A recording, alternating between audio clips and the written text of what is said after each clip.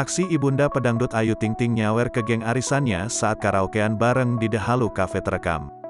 Umi Kalsum merupakan salah satu ibu dari artis yang gaya hidupnya sering disorot publik. Imbas kelakuan istri Ayah Ozak tersebut yang kerap menggunakan uang-uangnya untuk nyawer kepada kerabatnya.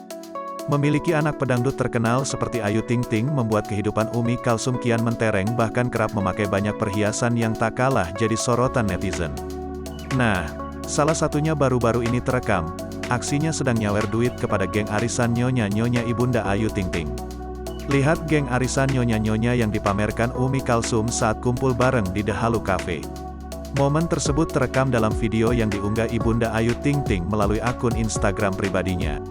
Ada satu momen saat karaokean, Umi Kalsum mengeluarkan duit lalu ia genggam di tangan saat nyawer berlangsung.